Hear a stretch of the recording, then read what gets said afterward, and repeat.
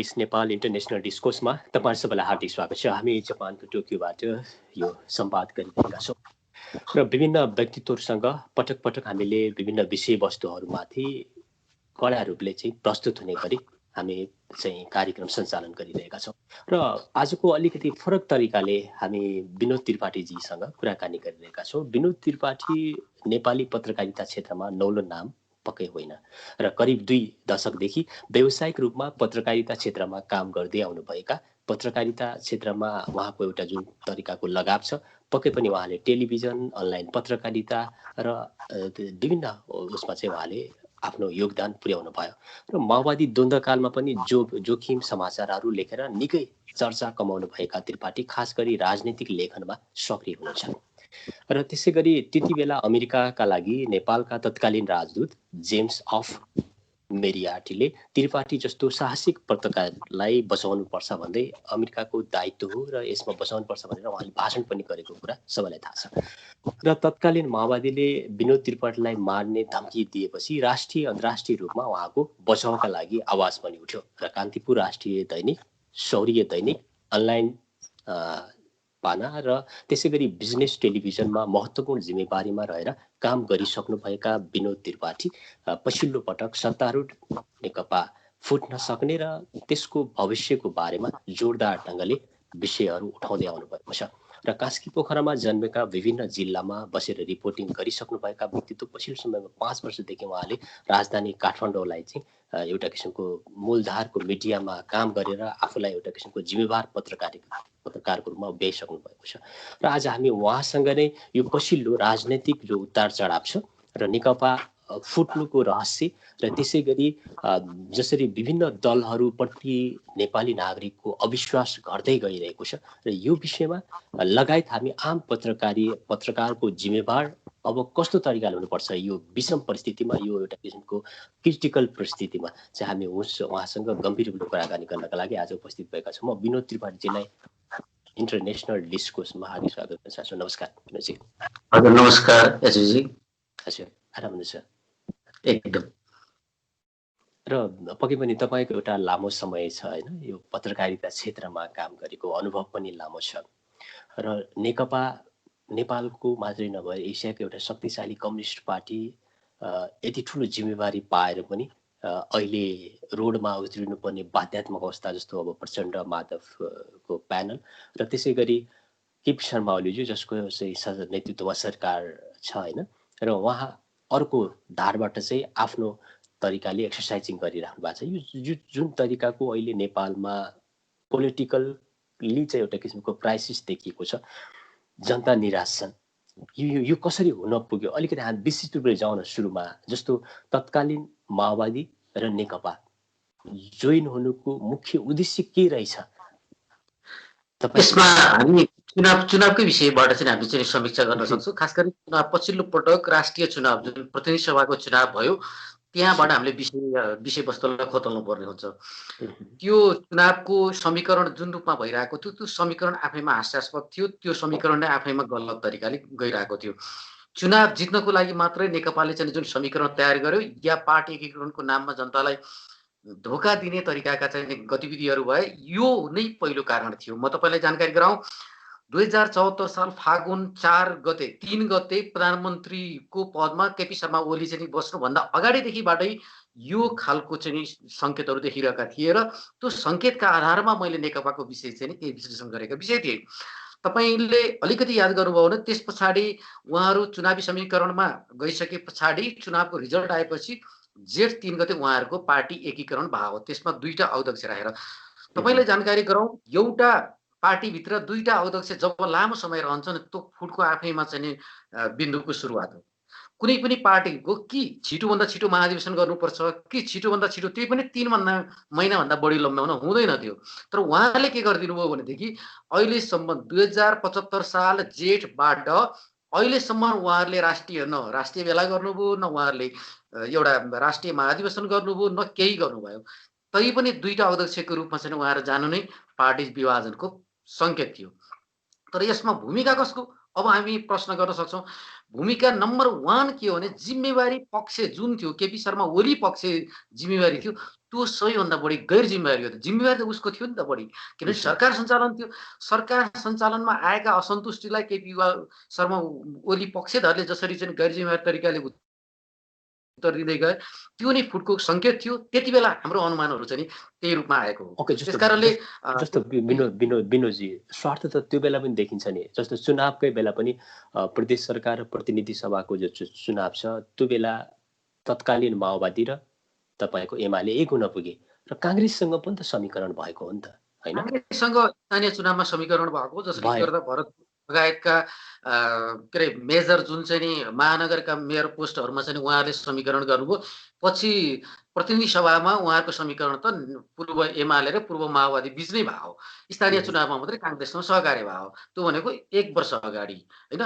पछि प्रधानमन्त्री बनाउनको लागि केपी ओलीलाई घोषणा गरियो र त्यही अन्तर्गत चाहिँ नि उहाँहरूले यहाँसम्म आउँछ। तर त्यो घोषणाको जेन्टलमेन एग्रिमेन्ट भन्छ नि, एउटा सामान्य रूपमा चाहिँ एउटा मौखिक रूपमा चाहिँ सम्झौता के थियो भने 2.5 वर्ष तपाईँ सरकार चलाउनु होला, त्यसपछि म सरकार चलाउँछु भन्ने तरिकाले प्रचण्डले जुन प्रकारका विषयहरू बाहिर ल्याए, यो पनि आफैमा हास्यास्पद थियो। केपी शर्मा ओली जस्तो विनोदजी त्यो बेला पनि केपी शर्मा ओलीजीले त सिधै प्रहार गर्थे प्रचण्डलाई, होइन? प्रचण्डकै छोरी पनि रेणु दाहाल जसरी चितवनबाट उहाँ विजय हुनुभयो काङ्ग्रेसले सपोर्ट गरेर, होइन? त्यो बेला पनि त ठुलै रूपले प्रहार गर्नुभएको थियो। त्यो बेला जब पछि तिनीहरूले प्रदेश सरकार र प्रतिनिधि सभा र प्रदेश सभाको जो एउटा किसिमको चुनावको कुरा उठ्यो, त्यो बेला पनि मान्छे हाँसेका थिए, होइन? उनीहरूको पनि मेल हुन सक्छ र यसरी चाहिँ एकअर्कालाई प्रहार गर्ने हो। त्यही बेला पनि आशंका गरिएको थियो यो बीचमा जसरी एउटा अलमलमा पार्ने काम भयो कि भन्ने पनि भान भइरहेको छ नि त नागरिकलाई। जस्तो अहिले प्रहार भइरहेको छ, अहिले केपी शर्मा ओलीले त सिधै प्रहार गर्नुभएको छ। प्रचण्ड, माधव कुमार नेपाल, झलनाथ खनालले छोड्नु भएको छैन केपीलाई। पार्टीको कारण चाहिँ नि त्यो एउटा सानो एउटा चाहिँ इकाइ हो। त्योभन्दा चाहिँ धेरै मेजर कहाँनिर छ भनेदेखि मलाई यसमा चाहिँ व्याख्या गरिदिउँ कि केपी ओली र प्रचण्ड जुन माओवादी बीचको चाहिँ मिलनबिन्दु कहिले पनि भएन। कहिले पनि प्रचण्ड र चाहिँ केपी ओलीको राजनीतिक के अरे एउटा बिन्दुमा जोडिएको हुन्छ नि, त्यो जोडिनै जोडिएन। किनकि झापा आन्दोलनदेखिबाट यहाँसम्म राजनीति गर्दै आउँदाखेरि केपी ओलीको राजनीति अलग रूपमा थियो भने प्रचण्डको 2040 सालदेखिको यहाँसम्मको राजनीति अलग रूपमा थियो। तपाईँलाई अर्को कुरा पनि जानकारी गराउँ, शान्ति सम्झौता 2063 सालको मङ्सिरसम्म आइपुग्दा पनि कहीँ पनि शान्ति प्रक्रिया या माओवादीका कुनै पनि विषयमा सरकारले गठन गर्ने वार्ताका विषयमा पनि कहीँ केपी ओली संलग्न भएको तपाईँले पाउनुहुन्न। एउटा कुरा। दुईटा कुरा, तत्कालीन एमालेमा पनि केपी ओली कहिल्यै पनि जिम्मेवारी भूमिकामा रहनु भएन। केपी तत्कालीन एमाले बनाएको त कसले हो? माधव नेपालले हो, जसले 17 वर्षदेखि एमाले आएका हो। त्यो भएको हुनाले पछिल्लो पटक आएर चुनावको स्वार्थको लागि मात्रै चाहिँ यो पूर्व एमाले र पूर्व माओवादी जोडियो नि, यहाँबाट दुईटा अध्यक्ष छानिनु गलत थियो।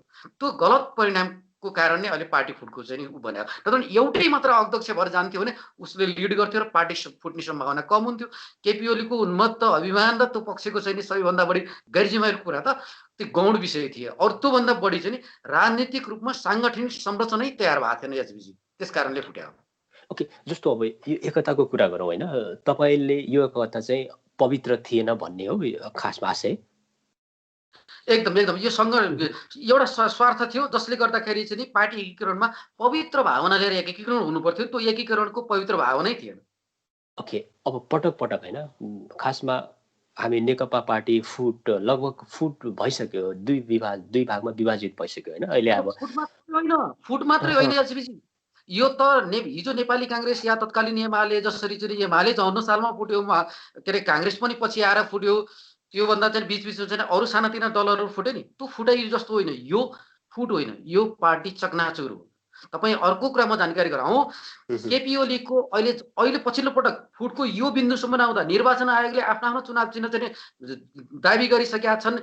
अर्को पक्षलाई चाहिँ त्यो गैर जिम्मेवारी हो भनेर चाहिँ दाबी गरिसकेका छन्। विभिन्न कुराहरूमा चाहिँ जुन प्रकारका दाबी र चाहिँ जुन प्रकारका आरोप प्रत्यारोप देखिरहनु भएको छ, यो फुट मात्रै मान्नुहुन्छ? यो एक प्रकारको चकनाचुर हो। यसले भोलि त्यही केपी ओली भित्र पनि फेरि अर्को बादलको एउटा पार्टी तयार हुन्छ, होइन? बरु सम्भवतः चाहिँ प्रचण्ड या माधव नेपालको समीकरण अलिकति केही समय टिक्न सक्छ। तर तपाईँलाई एउटा कुरा जानकारी गराएँ, केपी ओलीको नेतृत्वमा तपाईँले अहिलेसम्म इतिहासबाट यहाँसम्म कुनै सङ्गठन कुनै पार्टी कहिले हाँकेको देख्नु भएको छ? माधव नेपालसँग त 17 वर्षसम्म पार्टीको एकीकरण बनाएको अनुभव थियो। यसको मतलब मैले माधव नेपाललाई सपोर्ट गरेँ होइन। तपाईँको 20औं वर्ष 18 वर्षसम्म प्रचण्डले पार्टी हाँकेको अनुभव छ। तर केपी ओलीलाई 1 वर्ष छ। जब उहाँले पार्टी हाँक्न सुरु गर्नुभयो त्यसपछि चाहिँ एमाले विवादमा आयो।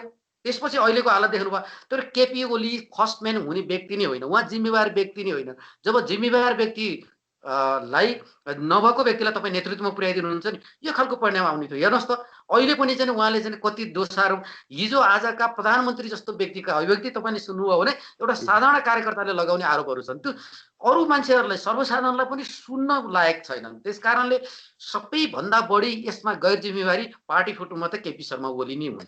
यसमा दुई मात्रै छ। ओके, जस्तो अब अझै पनि 2 वर्ष बाँकी छ होइन निर्वाचन आउनको लागि। तर निर्वाचन वर्ष बाँकी छ, त्यो पनि स्थानीय निर्वाचन 1.5 वर्षमै गर्नुपर्ने अवस्था छ। ओके, जस्तो अब केपी शर्मा ओलीज्यूले पनि सरकार चलाएको लगभगै आधीभन्दा पनि बढी भइसक्यो होइन उहाँको समय। अब आधी बाँकी छ भन्दा फरक पर्दैन। तर नेकपाको जो यो फुट छ यसको अगाडिको कारण अहिले तत्काल करेन्ट अब अलिकति हामी त्यो मुद्दामा जाउँ, संसद विघटनको कुरा छ। यो कुरा मूल हो कि या यो पछाडिका अन्य राजहरू पनि छ जसले गर्दाखेरि पार्टी विभाजन हुन पुग्यो? विनोदजी, पछिल्लो पटक संसद विघटन भयो, पछिल्लो पटक सचिवालयका कुरा अमान्यका कुराहरू, सचिवालय बैठक बस्नै नमान्ने कुरा, केन्द्रीय समितिको बैठक राख्नै नमान्ने कुरा, यी सायद कारण हुन्। मुख्य कारणमा हामी प्रवेश गरौँ। मुख्य कारण भनेको सरकार सञ्चालनमा 2074 साल फागुन 3 गते प्रधानमन्त्रीमा केपी शर्मा ओली विराजमान भए पछाडि नेपालमा सबैभन्दा बढी महँगी सुरु भयो। नेपालमा तपाईको बेरोजगारको संख्या बढ्यो। नेपालमा राजनीतिक नियुक्तिमा सबैभन्दा एकलौटी गरियो। नेपालमा अदालतमा राजनीति घुसाइयो।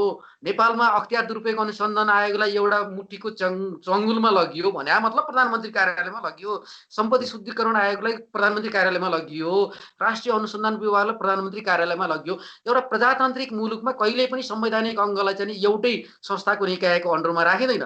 जब प्रधानमन्त्री कार्यालयमा राखिन्छ त त्यहाँ सबैभन्दा बढी बुद्धिजीवी मान्छेको भिड हुनु पर्थ्यो, भनेको मान्छेको संख्या हुनु पर्थ्यो। तर अहिलेको भिड हेर्नुहोस् भने मतलब प्रधानमन्त्रीको सचिवालयमा भएका सल्लाहकार मान्छेहरू हेर्नु भने ती कुनै जिम्मेवारी व्यक्ति छन्, उनका अभिव्यक्ति र क्रियाकलापहरू त्यो प्रधानमन्त्री कार्यालयमा लानु नै सबैभन्दा बढी संवैधानिक अङ्गलाई त्यहीँबाट गलत थियो र प्रधानमन्त्रीले त्यहीँबाट पार्टी फुटको सुरुवात गर्नुभयो। त्यो पार्टीभित्र असन्तुष्टि थियो, त्यो जनताको आवाज एकातिर बोलिरहेको अवस्था थियो। जनताले त्यसलाई चाहिँ प्रधानमन्त्रीले गल्ती गर्नुभयो भनेर भनिरहेका थियो भने पार्टीभित्र त्यो पनि असन्तुष्टिहरू थपियो। त्यस कारणले पार्टीको त्यो असन्तुष्टिलाई प्रधानमन्त्रीले विरोधको रूपमा लिइदिनु भयो। त्यो त विरोध थिएन, त्यो त गैर कानुनी भयो, त्यो त गैर संवैधानिक भयो, त्यो त गैर तरिकाले सरकार चलायो। किन सरकारले ट्र्याकमा गएर भन्ने आवाज माधव नेपाल र चाहिँ प्रचण्ड पक्षको थियो। त्यो कुरालाई उहाँले विरोधको रूपमा लिनुभयो। त्यति मात्रै होइन, अभियन्तादेखि लिएर सामाजिक व्यक्तित्वहरूले पनि उठाएका आवाजलाई पनि कहिले पनि सुन्नु भएन। तपाईँलाई एउटा कुरा जानकारी गरौँ, जब कुलमान घिसिङलाई पुनर्नियुक्ति गर्दाखेरि कसको चाहिँ लोकप्रियता हुन्थ्यो र? केपी ओली शर्माको हुन्थ्यो, एचपी ताम्राकारको हुन्थ्यो, विनोद त्रिपाठीको हुन्थ्यो, एबीसीडीको लोकप्रियता हुन्थ्यो र त्यो त कुलमान घिसिङलाई पुनर्बहाली गर्नुभयो प्रधानमन्त्रीले भन्ने बित्तिकै त भोलिपल्ट त केपी शर्मा ओलीको जय जयकार हुन्थ्यो। अहिले लोड सेडिङ केपी शर्मा ओलीले हटाओ र? शङ्कर पोखरेलले बोल्दै हुनुहुन्छ, जो सबैभन्दा बढी चाहिँ केपी ओलीको प्रिय पात्र हुनुहुन्छ। यो लोड सेडिङ चाहिँ प्रधानमन्त्रीले केपी शर्मा ओलीले हटाएको कोही मान्छेले पत्याउँछ? मान्छेले त पत्याउँदैन, माखाले नै पत्याउँदैन, जीव जन्तुले नै पत्याउँदैन यार। त्यस कारणले यसमा सबैभन्दा बढी गैर जिम्मेवारी केपी शर्मा ओली हो। त्यहीँबाट पार्टी फुटका श्रृङ्खलाहरू सुरु हुँदै गएको नै। ओके, जस्तो हामी नेपालको गणतन्त्र लोकतन्त्र प्राप्त पछिको पहिलो प्रधानमन्त्री प्रचण्डजी हुनु भएन र उहाँको कार्यकालमा पनि कटुवाल काण्ड त सबैलाई थाहा छ। त्यो बेला राष्ट्रपति प्रतिपक्षी दल नेपाली काङ्ग्रेसबाट हुनुहुन्थ्यो भनौँ एकछिनको लागि, र उहाँले अस्वीकार गरिदिनु भयो, जसको कारण त्यो रोकिएको थियो र प्रधानमन्त्री आफैले 9 महिना चलाएर राजीनामा दिनुपर्ने अवस्था आयो। जस्तो अहिले केपी शर्मा ओलीज्यू र राष्ट्रपति विद्या भण्डारीज्यूको जो एउटा कम्युनिकेसन मिलिरहेछ नि, यसलाई तपाईँले कुन रूपमा हेर्दा? किन तपाईँ लामो समय भयो पत्रकारिता गरेको विनोद त्रिपाठीजी, लोकतन्त्र गणतन्त्रको लागि चाहिँ पत्रकारको पनि ठुलो योगदान रहन्छ हैन र योलाई कुन रूपमा हेर्नु जानकारी भएको छ गराउँ भनेदेखि नेपालको ओके इतिहासलाई अलिकति म थोरै चाहिँ एक लाइनमा म कोट्याउँछु। ओके ओके हाम्रो किराँतकाल महेशपालदेखिबाट यहाँसम्म मल्लकालीन शाहवंश हुँदै राणा शासन हुँदै यहाँसम्म आइपुग्दाखेरि नेपालको राजतन्त्रीय शासन अन्तर्गत नेपाल चलेको अवस्था थियो। पछिल्लो कार्यकालमा हाम्रो गणतान्त्रिक सिस्टम भनेको नयाँ अनुभव थियो, नयाँ हामीलाई प्रयोग थियो। पहिलो राष्ट्रपति चाहिँ जुन रामवरण यादव हुनु पहिलो राष्ट्रपति हुँदा पनि उहाँले चाहिँ अनुभवहीन तरिकाले राष्ट्रपतिको पद उहाँले एकदम उहाँले अहिले पनि असंवैधानिक छ भन्नु भएको छ अहिले पनि पहिलो राष्ट्रपतिले त बरु चाहिँ केही सिक्दै गर्दा केही जान्दै गर्दा अनुभव नभएको हुनाले पहिलोमा अलिकति बढी गल्ती हुनु पर्यो कि उहाँले बरु गल्ती त्यति गर्नु भएन। खासै गल्ती चाहिँ यत्रो बढी जनआक्रोश हुने गरी चाहिँ उहाँमा गल्ती आएन। तर दोस्रो राष्ट्रपति जब विद्यादेवी भण्डारी हुनुभयो उहाँले सबैभन्दा बढी गल्ती गर्नुभयो। किन गल्ती गर्नुभयो? उहाँको नियतै खराब थियो। पहिलो कार्यकाल जुन चाहिँ विद्या भण्डारीको भन्दा दोस्रो कार्यकाल हेर्नुहोस् त एक तपाईँको एउटा प्रेस विज्ञप्ति जारी गर्नेदेखि लिएर हरेक बाढी पीडितलाई तपाईँको हामी त पुराना कुरा नि अलिकति कोट्यौँ न बाढी पीडितलाई भेट्न चाहिँ राष्ट्रपति आफै स्वयं जान सक्नुहुन्थ्यो सधैँ। तर उहाँले यति धेरै शानदार तरिकाले अमेरिकाको राष्ट्रपतिले पनि त्यो शालीनता प्रदर्शन गर्न सक्दैन।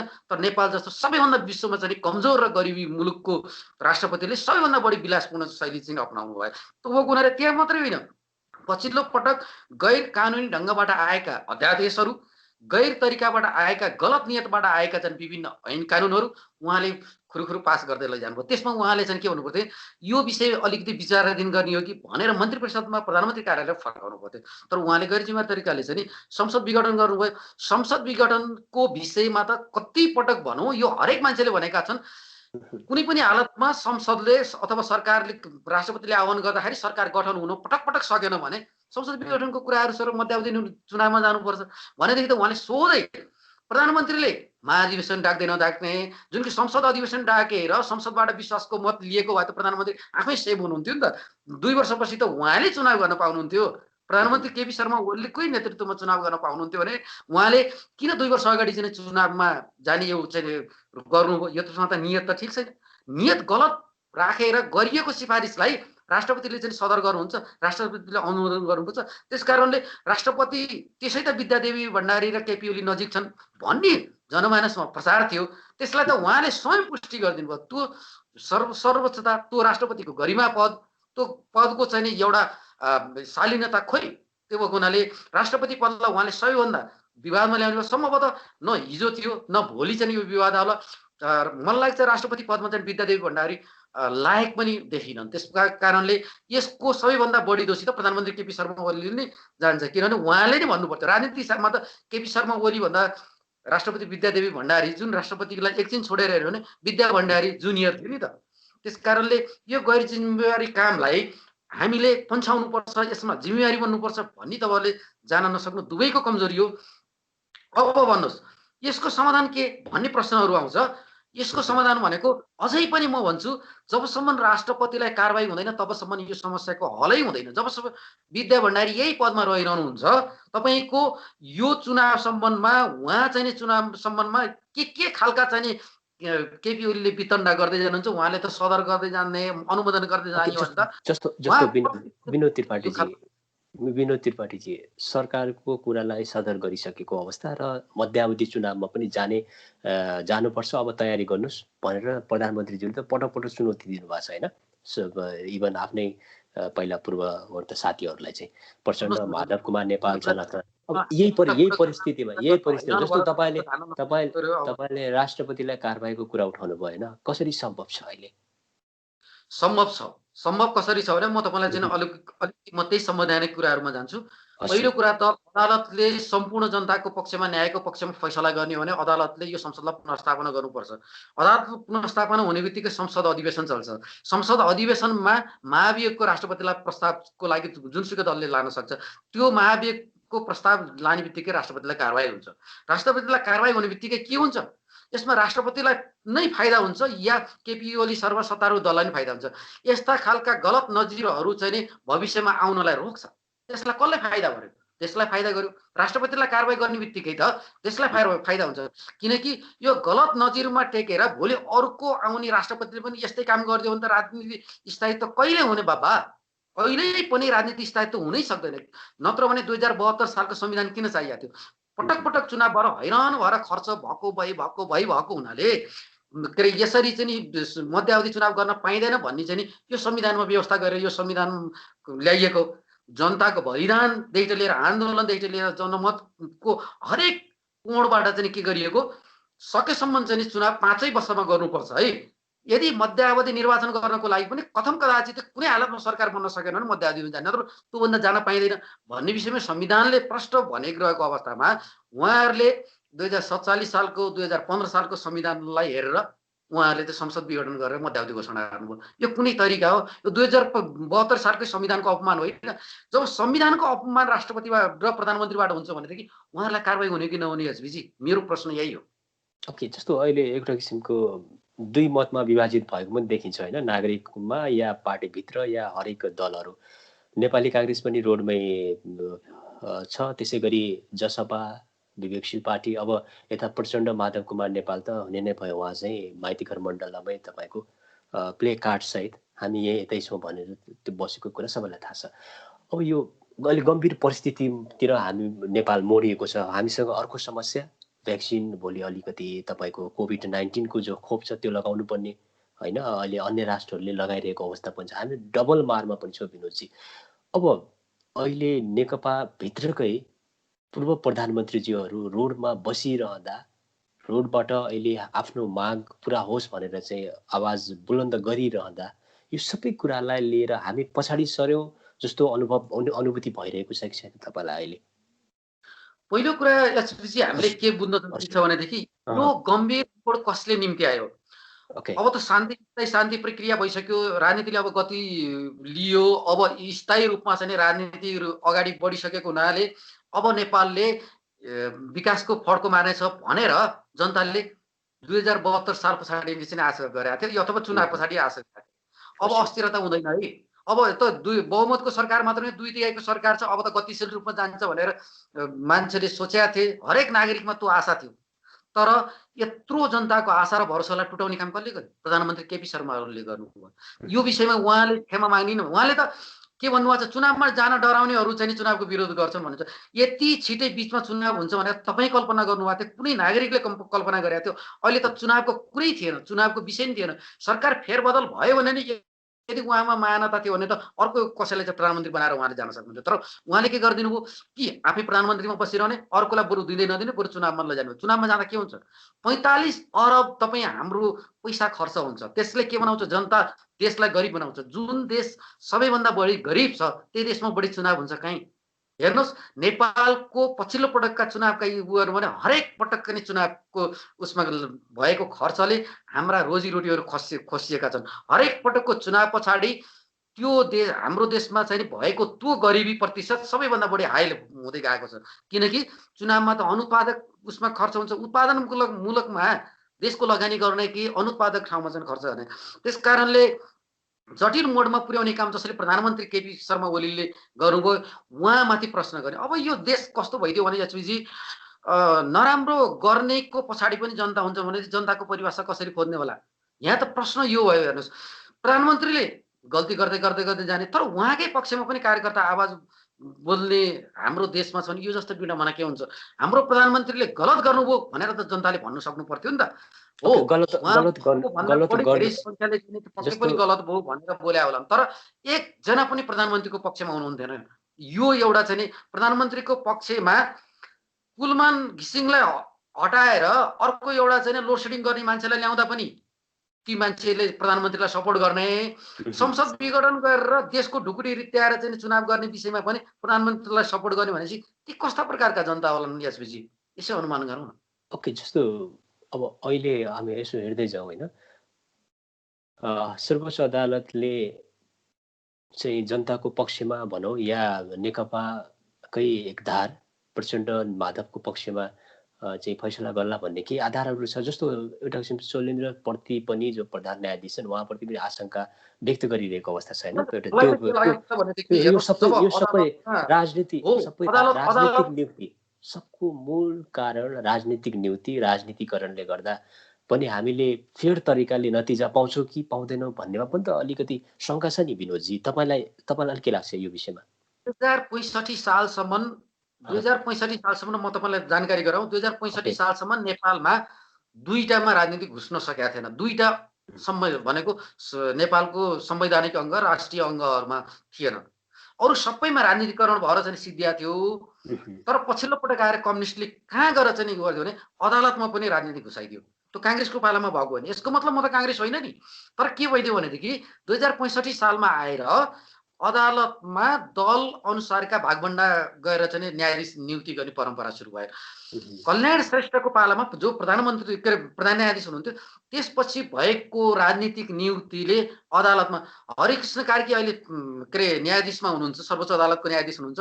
उहाँ नेपाल बार एसोसिएसनको पूर्व अध्यक्ष हो। तत्कालीन एमालेबाट के अरे नियुक्ति भएको व्यक्ति। सपना मल्ल प्रधान चाहिँ अहिले सर्वोच्च अदालतमा न्यायाधीश हुनुहुन्छ। उहाँ एनजिओ पनि चलाउनुहुन्छ र एमालेको कुनै बेलाको सांसद हो। तपाईँ भन्नुहोस्, एमालेको कुनै सांसद, कुनै पार्टीको सांसद या कार्यकर्तालाई तपाईँ सर्वोच्च अदालत जस्तोमा न्यायाधीश कसरी स्वीकार गर्न सक्छु?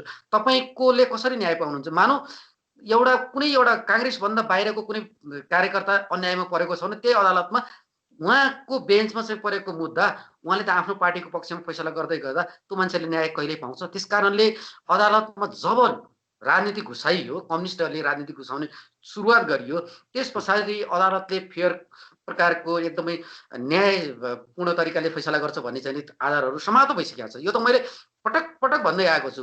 तैपनि के भने एउटा सर्वोच्च अदालतको गरिमालाई कायम राख्ने हो कि भनेर चाहिँ तैपनि झिनो आशा के गरौँ भनेदेखि बाँकी बचेको होला अलिकति केही न केही लौ न त के अरे संसद विघटनलाई चाहिँ पुनर्स्थापनाको अदालतले गरिदिन्छ कि भनेर थोरै आशा चाहिँ गरौँ। तर म व्यक्तिगत रूपमा मलाई सोध्नुहुन्छ भने त सर्वोच्च अदालतले संसद पुनर्स्थापना गर्दैन। किनभने यसमा पहिल्यैदेखि प्रधानमन्त्री केपी शर्मा ओली, प्रधान न्यायाधीश चोलेन्द्र शमशेर जवरा को दुईजनाको बिचमा राम्रो सेटिङ भइसकेको छ। यो त सबैले बोलेको कुरा हो। यो मैले बोलेको विषय पनि होइन, उहाँहरूका क्रियाकलापहरू देख्नु भने।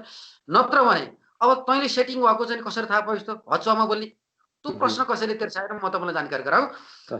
जब संविधानले हाम्रो मध्यावधि निर्वाचनको विषयमा यति सजिलै प्रधानमन्त्रीबाट सिफारिस र विघटन गर्ने अनुमोदन गर्ने राष्ट्रपतिलाई अधिकारै दिएको छैन भने यो मुद्दा अदालतमा पुग्दाखेरि त्यो अदालतको इजलासमा पुग्ने बित्तिकै तुरुन्तै यो फैसला आएर चाहिँ संसद पुनर्स्थापना गर्नु पर्थ्यो। प्रधानमन्त्रीको विपक्षमा फैसलामा तुरुन्तै आउनु पर्थ्यो। जब संवैधानिक इजलासमा लग्यो नि, यहीँबाट षड्यन्त्र सुरु भएको चाहिँ बुझिन्छ। त्यस कारणले अदालतमा सेटिङ छ भन्ने कुरा चाहिँ म तपाईँलाई अहिले पनि जानकारी गराउँ। कथम कदाचित यदि प्रधानमन्त्रीले राष्ट्रपतिले गरेको यो खालको चाहिँ निर्णयहरू कामलाई चाहिँ अदालतले चाहिँ सदर गरेन भने अदालतले राम्रै गर्यो भनौँला, तर आशा त म गर्दिनँ।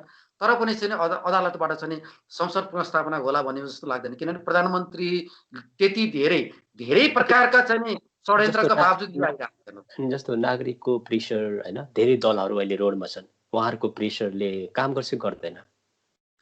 प्रधानमन्त्रीले तपाईँलाई एउटा कुरा जानकारी गराउँ, हरेक देशका जिम्मेवारी शासकहरूले सामान्य एउटा विरोध आउँदा पनि राजीनामा दिन्छन्। सामान्य एउटा विरोध आउँदा पनि उहाँहरू जवाफदेही भएर तुरन्त जवाफ दिनुहुन्छ अथवा त्यसमा चाहिँ आफू क्षमा माग्नुहुन्छ। तर नेपालको प्रधानमन्त्री केपी शर्मा ओलीले मैले हिजो मात्रै सुनेको छु, प्रचण्ड, माधव नेपाल, नेपाली काङ्ग्रेस सबै दल होइन, अहिले चाहिँ राजापद लगायत सबैले चाहिँ जसरी चाहिँ जुलुस निकालिरहनु भएको छ, उहाँले भन्नुभएको छ दुईपटक प्रधानमन्त्री हुने काम भइसकियो, अब जे गरून् भन्नुहुन्छ। उहाँ जनता र देशप्रति जवाफदेही हुनुहुन्न। अब आन्दोलनले क्षति देश र जनतालाई पुर्याउँछ, तर प्रधानमन्त्रीको पद र कुर्सीलाई त केही पनि गर्दैन। उहाँले सुनेको नसुनेको गर्दैछ, त्यसको नोक्सान कसलाई हुने भयो? जनतालाई हुने भयो। त्यो र विरोध र विभिन्न प्रकारका आन्दोलन, विभिन्न प्रकारका चाहिँ यहाँ प्रदर्शनहरूले चाहिँ प्रधानमन्त्री चाहिँ लाई सुन्दैन। किनभने उहाँ त्यो सुन्ने क्षमतै राख्नुहुन्न उहाँले।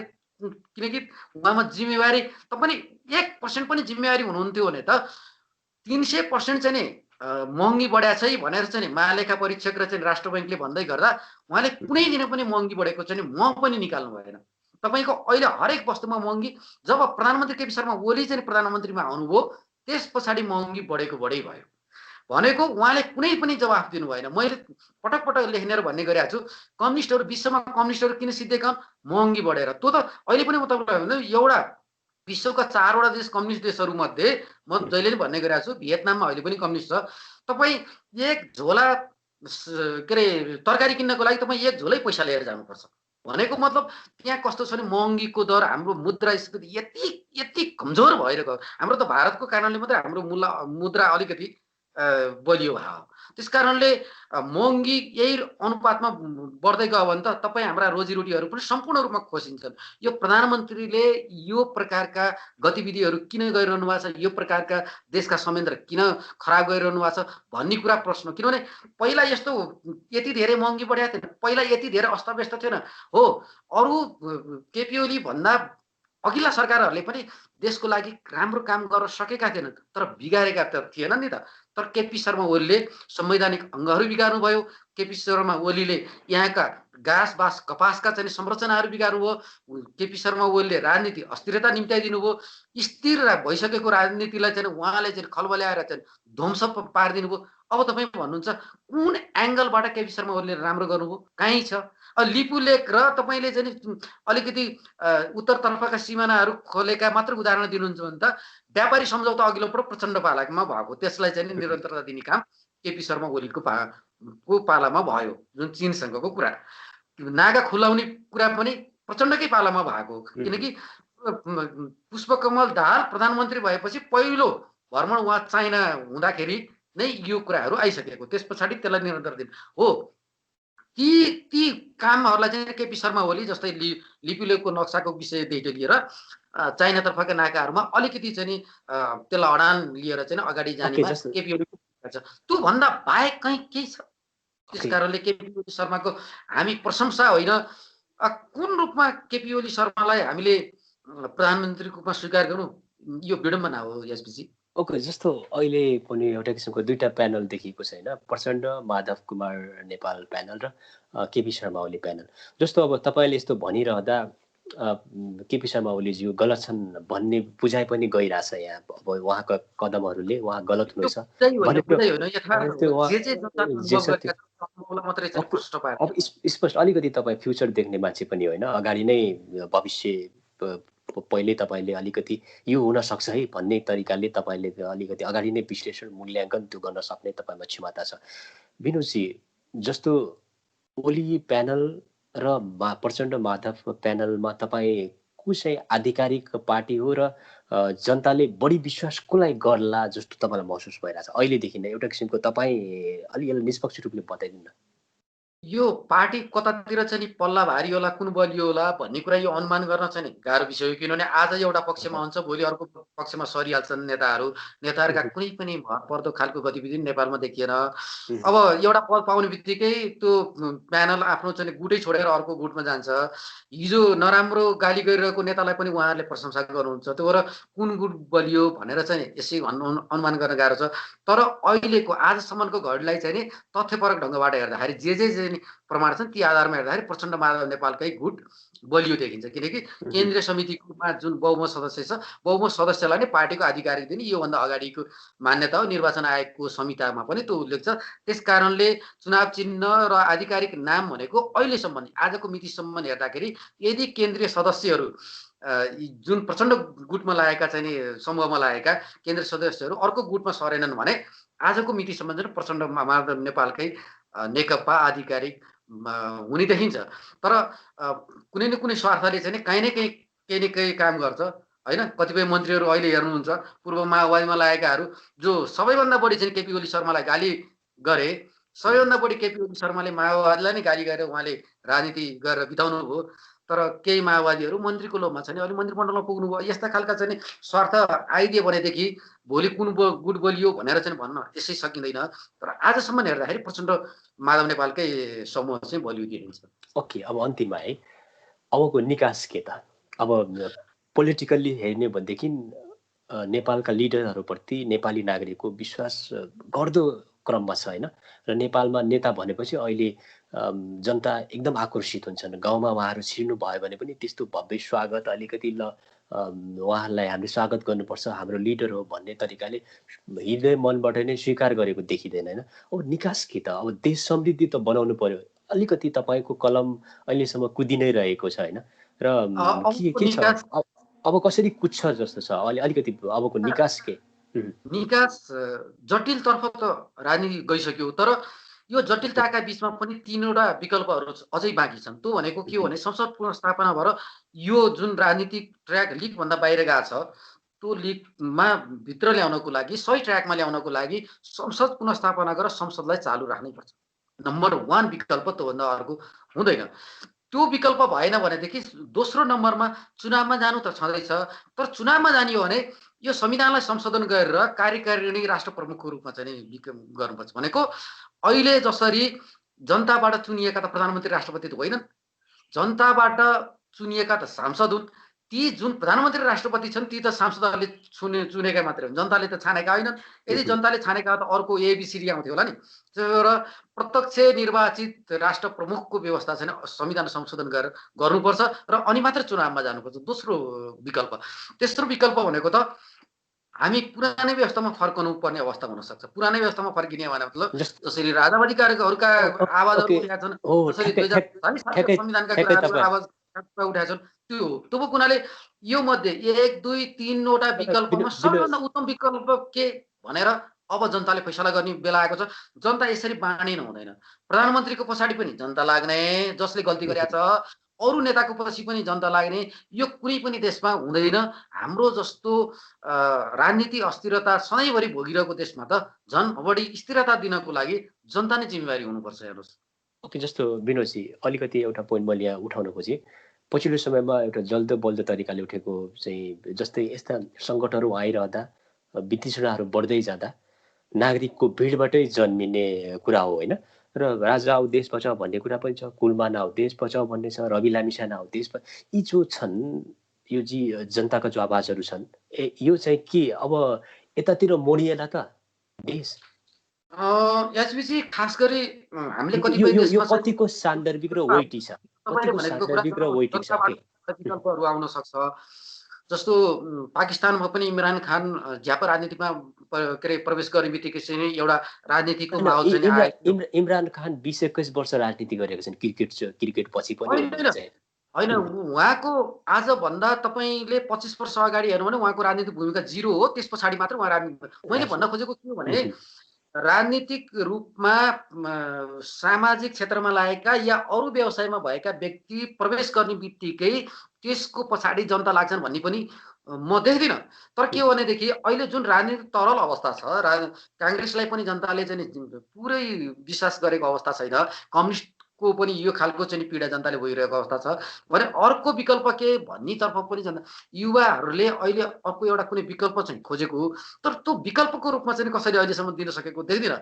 तपाईँले भनेका जुन जुन चाहिँ व्यक्तिहरू छन् ती व्यक्तिको नेतृत्वमा साङ्गठनिक रूपमा प्रबुद्ध व्यक्तिहरू र सारा मान्छेहरू जोडिएर आयो भने विकल्प किन नहुन सक्ने, यो पनि विकल्प हुन सक्छ। तर त्यसमा एउटा टिम तयार हुनु पर्यो। जस्तो 77 जिल्लामा एउटा टिम तयार गर्ने र त्यो एउटा चाहिँ राजनीतिक संयन्त्र तयार गरेर चुनावमा जाने एउटा खाका तयार गरेर लिडर बन्ने हो भने त तपाईँले भनेका चाहिँ एक नामका चाहिँ व्यक्तिले पनि त्यो साग्न सक्छ नि त। हो, त्यो विषयमा जनता लाग्छ। अब यहाँ त जनता भनेको कस्ता छन् भने अहिले तपाईँले देख्नुहुन्छ हिजो आज प्रचण्ड माधव नेपालका पक्षमा तिनै हजारौं जनता सडकमा छन्। केपी ओली शर्माका पछाडि पनि तिनै हजारौं जनता छन्। उता बाबुराम भट्टराईका पछाडि पनि छन्, काङ्ग्रेसको पछाडि पनि छन्। आखिर यहाँ जनता कुन भिडले कुन जुलुसले भनेको कुरा ठिक हो त?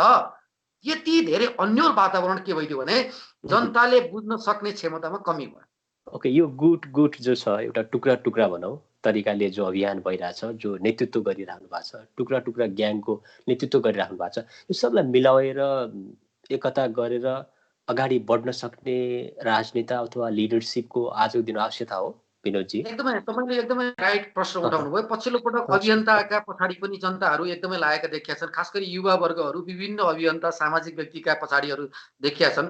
राजनीतिक ठुल्ठुला राजनीतिक दलका जुलुसहरू बराबर पनि अभियन्ताका जुलुसहरू देखिया छन्। माइती घरमा उहाँहरूले नै चाहिँ साङ्गठनिक रूपमा धेरै पटक चाहिँ जुलुसहरू निकालेका हामीले देख्छौँ।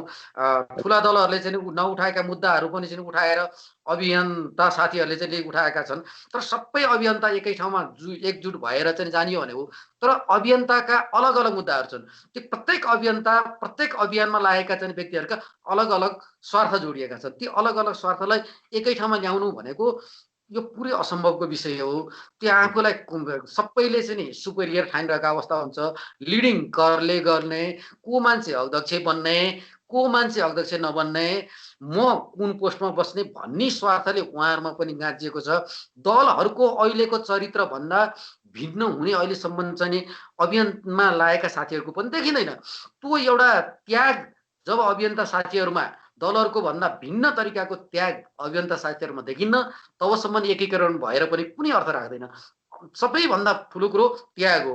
म ए भन्ने व्यक्तिको नेतृत्वमा म काम गर्न तयार छु 5 वर्षसम्म भनेर हरेक अभियन्ता साथीहरूले भन्ने भने अभियान त्यो सबै एकीकरण मर्च भएर अनि एउटै सिङ्गो रूपमा जाने भने त नेतृत्व यहीँभित्र छ नि त, होइन? त्यस कारणले यहीँभित्र नेतृत्व छ, यहीँभित्र नयाँ विकल्पहरू तयार हुन्छ। त्यो विकल्पले देश हाँक्न सक्थ्यो, युवाहरूले देश हाँक्न सक्थ्यो। नत्र भने त भोलि काङ्ग्रेस या कम्युनिस्टको नेतृत्वमा आउनु भनेको त पात्र परिवर्तन मात्रै हुने हो, प्रवृत्तिमा कुनै पनि परिवर्तन हुँदैन। एचपीजी ओके, महत्त्वपूर्ण समय दिनुभयो विनोदजी। तपाईँलाई धेरै धेरै धन्यवाद। जाँदा जाँदै के भन्न चाहनुहुन्छ? खास गरी चाहिँ जनताका सबैभन्दा जनताले गर्ने एउटा मूल्याङ्कन सबैभन्दा ठुलो कुरो हो। हरेक देशमा अब नेपाल गरिबी चाहिँ छ, तर चेतनामा माथि उठ्नुपर्छ। राजनीतिक चेतनाको लागि चाहिँ 2006 सालबाट यहाँसम्म आइपुग्दा नेपाली जनताले त्यो चेतना स्तरको चाहिँ अब मूल्याङ्कन गरेर फलानु व्यक्तिले गलत गर्यो, मेरो नेताले गलत गर्यो, मेरो प्रधानमन्त्रीले गलत गर्यो, मेरो पार्टी अध्यक्षले गलत गर्यो भन्न सक्नुपर्छ। तब मात्र नेपालले राम्रो गर्छ। नेपाल राम्रो भयो, यो देश राम्रो भयो, हाम्रो समाज राम्रो भयो भने तपाईँ हामी राम्रो बन्यो। तर म आम जनतालाई के आग्रह गर्छु भनेदेखि सम्पूर्ण निष्पक्ष भएर हृदयमा छातीमा हात राखेर भन्नु सक्नु पर्यो, हामीले काम गर्न सक्नु पर्यो कि जनता र देशको लागि काम गर्नको लागि यी पात्र गलत हुन्, यी पात्र असल छन् भनेर चाहिँ सही तरिकाले आवाज उठाउँ। त्यही तरिकाले आउँदा चुनावहरूमा पनि हामीले भोट दिएर त्यही पात्रहरूलाई जिताउँ। त्यसपछि मात्रै मुलुक बन्छ। होइन भनेदेखि हामीले हरेक नेताका चाहिँ गलत क्रियाकलापलाई ढाकछोप गरेर उनीहरूको पक्ष लाग्ने हो भनेदेखि मुलुक बन्दैन। अब यो देश बनाउने जिम्मा तपाईँ हामी सबै नेपाली जनताको हातमा छ, यही भन्न चाहन्छु म। ओके, थ्याङ्क यू विनोदजी, महत्त्वपूर्ण समयका लागि तपाईँलाई धेरै धेरै धन्यवाद। यहाँले पनि मलाई केही शब्दहरू राख्न दिनुभयो, यहाँलाई पनि धेरै धेरै धन्यवाद छ। दर्शक बान्धवहरू, उहाँ हुनुहुन्छ चर्चित सञ्चारकर्मी विनोद त्रिपाठीजी। आजको यो बहस कस्तो लाग्यो तपाईँहरूको प्रतिक्रिया पनि चाहिन्छ। त्यसका लागि तपाईँहरूले voiceNepal@gmail.com र यास्वी ताम्राका .voiceNepal@gmail.com पठाउन नबिर्सनुहोला। voice नेपालको केन्द्रीय कार्यालय क्यालिफोर्निया र त्यसै गरी हाम्रो दोस्रो केन्द्रीय कार्यालय अनामनगर काठमाडौँ हो। यो कार्यक्रम जापानको टोकियोबाट प्रसारण भइरहेको छ र म यास्वी ताम्राकार पनि बिदा चाहन्छु। सबैलाई धेरै धेरै धन्यवाद। नमस्कार विनोदजी, थ्याङ्क यू सो मच। नमस्कार।